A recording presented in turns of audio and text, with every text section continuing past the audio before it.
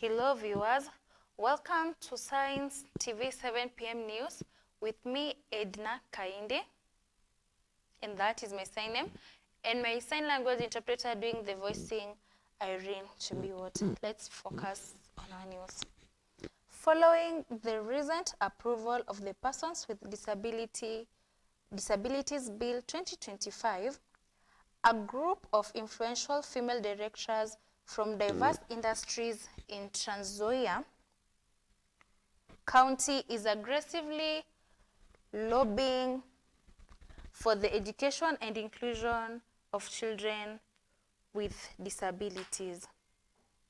Their effort is to encourage parents to enroll their special needs children in school, promoting dignity and independence.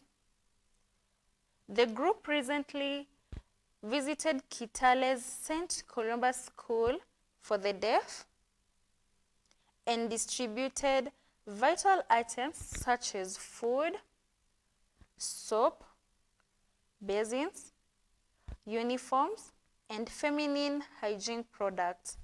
During their tour, the leaders emphasized the crucial need to end stigma and abuse against children with disabilities. No disability, no ceremony. No disability, no ceremony. No disability, no ceremony. No disability, no ceremony. No disability, no ceremony. Disability inclusion. Yes. Tumeamua ya kwamba kama jamii ya walemavu tunaenda kotini tuweze kuseek readdress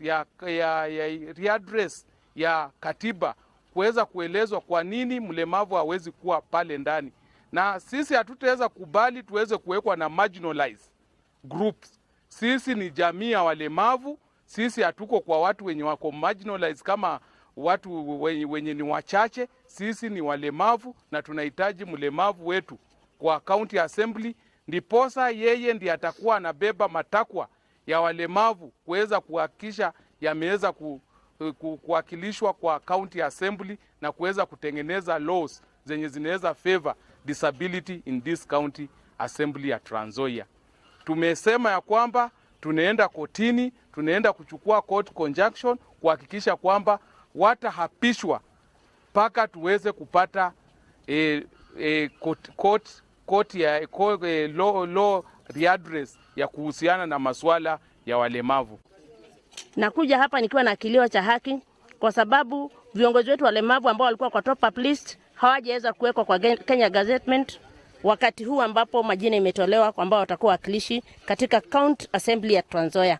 Ni huzuni mkubwa sana kwa sababu tulikuwa sisi wenyewe kama walemavu tumechagua wao viongozi tukiamini na tumewajua vizuri watafanyia kazi nzuri kupitisha mswada ambao inahusu walemavu kule katika County Assembly ya Trans Nzoia.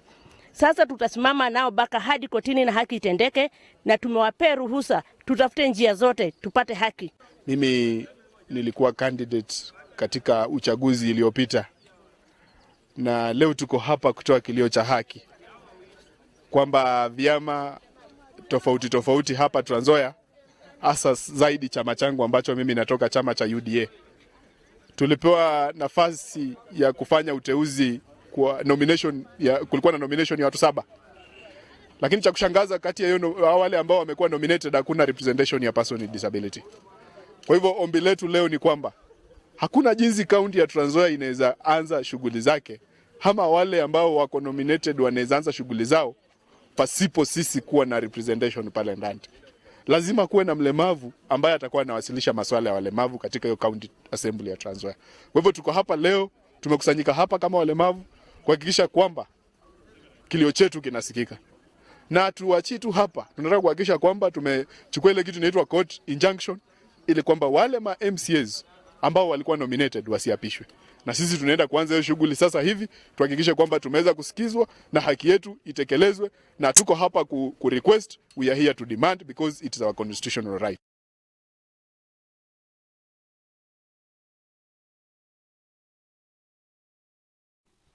On to our other news.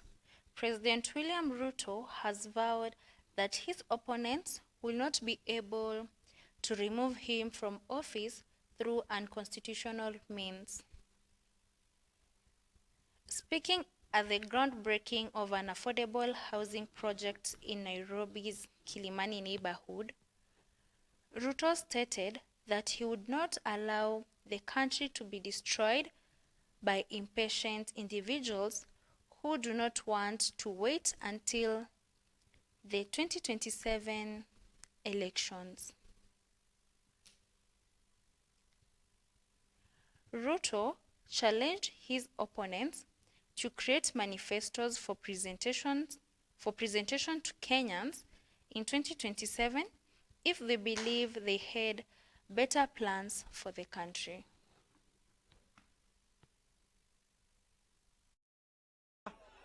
Hii ni Kenya ya demokrasia, my friends. Kenya ni nchi ya demokrasia. Hamuwezi kutuambia ya kwamba mnaweza kupanga fujo ati mpindue serikali ya Kenya. Tafuteni vizuri. Sijui kama tunaelewana.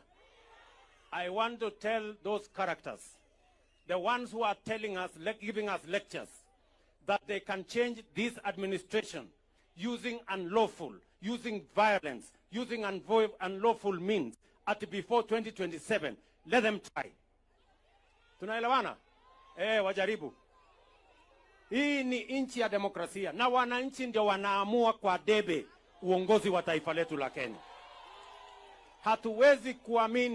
Hatuwezi kuamua ati uongozi wa Kenya kupitia fujo ama kupitia vita ama kuharibu mali ya watu wengine. That is not going to happen in this country. Sijui kama tunaelewana jameni. Tuko pamoja? Wafikirie vizuri. Na mtu unajua wananiambia sijui nini, sijui Moi. Moi alikuwa rais wa Kenya. Vile Kibaki alikuwa rais wa Kenya. Vile Uhuru alikuwa rais wa Kenya. Na kabla ya Moi kulikuwa na Kenyatta. Na baada ya Moi kulikuwa na Kibaki. Na baada ya Kibaki kulikuwa na Uhuru. Hii kisirani.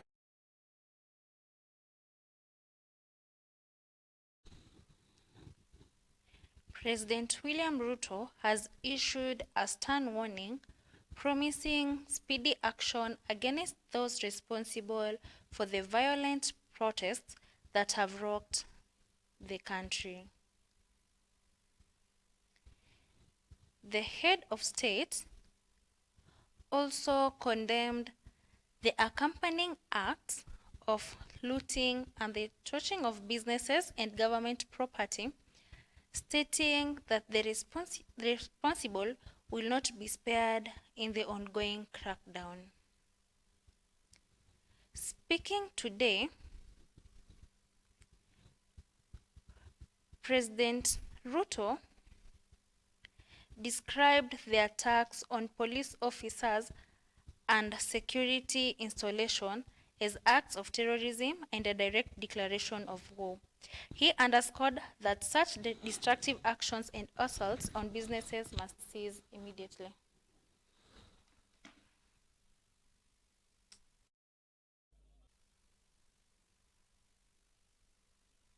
Ambaye anaenda kupiga polisi, mtu yeyote anaenda kuvamia police station, that is a declaration of war in the Republic of Kenya. It is not acceptable. Sijui kama tunaelewana, my friends. No, enough is enough. Haiwezi kuendelea tena.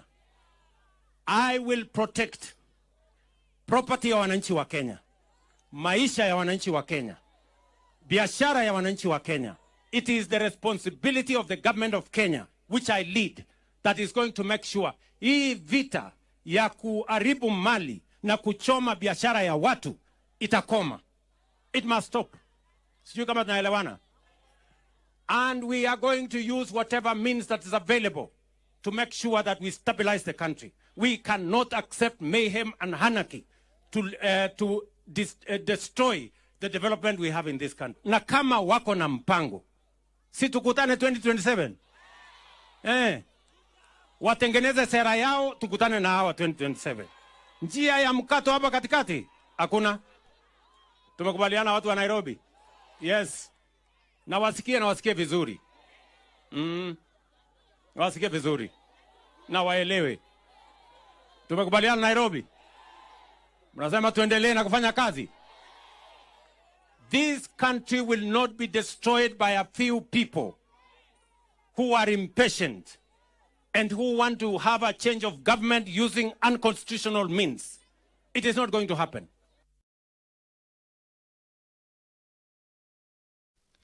On to our other news. President William Ruto has issued a directive to police officers instructing them to shoot in the leg anyone caught looting businesses or vandalizing property during protests. Speaking on Wednesday during the commissioning of a police housing project in Nairobi, Kilimani area, the president emphasized that officers should not kill, but rather shoot and break the legs of violent protesters. President Ruto further stated that attacks on police officers and security installations, such as police stations, like those witnessed during the June 25th anti-2024 Finance Bill anniversary protest, will be treated as acts of terrorism. Mtu ambaye anachukua moto, anaenda kuchoma biashara ya mtu, anaenda kuchoma mali ya watu wengine. Mtu kama huyo apigwe risasi miguu, aende hospitali, akienda kotini. Yes. Yeah. Wasimuue lakini wapige hii miguu ivunjike ndio aende kotini, aende hospitali, akienda kotini. Hapana. Hatuwezi kukubali mtu ambaye anaamuka kwake anaenda kuchoma mali ya mtu mwingine, biashara ya mtu mwingine. Iko haki hapo kweli? Hapana, hiyo mchezo watu waache. Kwa hivyo mimi nataka niseme askari wasipige wananchi risasi kuwaua. Lakini muhalifu, mtu ambaye amechukua kazi kwenda kuvunja biashara ya mtu mwingine, ashughulikiwe, aende hospitali, akienda kotini.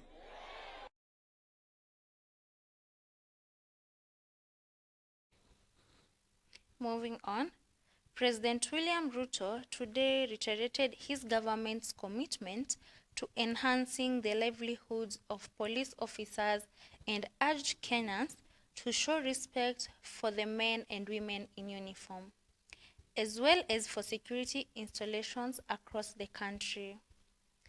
The president made these remarks during an impromptu inspection tour of the ongoing construction of 542 housing units at the Kilimani Police Housing Project. The National Police Housing Program is a crucial component of the AHP, directly addressing the long-standing issue of inadequate housing for police personnel.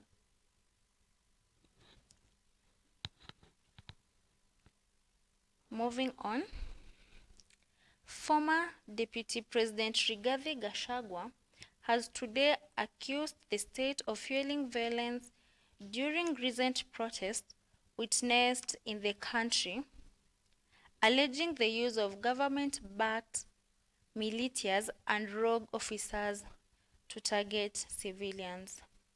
Speaking at his current residence in Nairobi, Gachagua claimed that specific regions, particularly Mount Kenya, were intentionally targeted because of their current political stance against President William Ruto's administration. He further alleged that a covert killer squad posing as police officers carried out extrajudicial killings under the direction of senior state officials. In Kirinyaga, they are targeting Senator Murango. We want to remind President Ruto that it is not the Kikuyus who want him out of office. It is the entire people of Kenya. Kenyans are suffering equally across the country. That is why Kenyans have said, if you, Mr. William Ruto, believe that it is the Kikuyus who want you out, then all Kenyans are Kikuyus. I want to thank the people of Kenya for standing out against this tribal profiling of the Kikuyu. The people of Kenya yesterday did wonderful by saying that the Kikuyus should not be profiled. This morning, I've seen Ruto quivering and wailing in uncontrollable anger. Mr. Ruto, excessive anger is not a solution. I want, with a lot of humility, to advise you to stop being angry. That will not help. You need to know what you need to do because you have not been listening to the people of Kenya. The people of Kenya are more angry than you are. They are angry because you have overtaxed them. There is wanton corruption. There is abductions and extrajudicial killings. There is ethnic profiling and other ills that bedevil your administration. If you want to be calm, please abolish the housing levy and give dignity to the payslip. I have heard you saying that you cannot give jobs to the young people. Please restore the dignity of the payslip. Restore the capacity of the middle class. The middle class will give jobs to these young people. Stop killing and profiling the young people. Listen to them.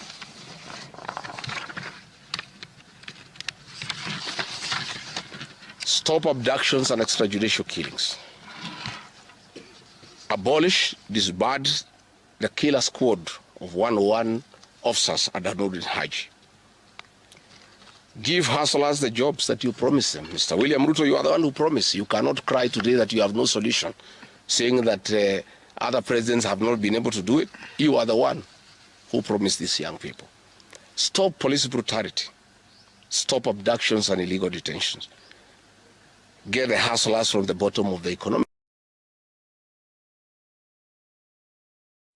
Isiolo Governor Abdi Guyo survived an impeachment case on Tuesday after the Senate upheld his defense against the county assembly.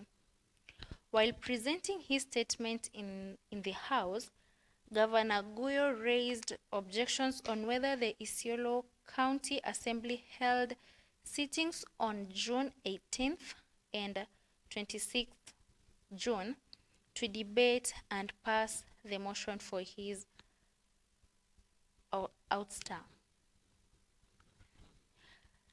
By way of voting, 31 senators upheld the objection against 12, granting Guyo a lifeline to remain in office. I have had senior colleagues in the profession, and I have tremendous respect for all of them. It will be the darkest day, Honorable Speaker, when me, as a lawyer who is also an appointed officer of the court, the person who has been crying all over the place saying we need to respect the rule of law, and that the cornerstone of rule of law is obedience of court orders. I was one of the lawyers for Miguna. We got almost 12 court orders. They were all disobeyed by some people now who are running around telling us about court orders in this country. So, Honorable Speaker, for me, the question as to whether there was a sitting has already been answered by the Assembly themselves, and the answer can be played back. You will hear counsel admitting that, in fact, the circumstances on that day did not favor a sitting. They have had to go and repair and look for answered material because of that circumstance that he told us about. If you don't follow procedure, Honorable Speaker, it doesn't really matter. Mr. Speaker, kuna umuhimu wa kikao cha bunge la gatuzi kukaa katika mahali ambapo panajulikana na pamewekwa katika. Now we are having a commercial break and we'll be back with sports news.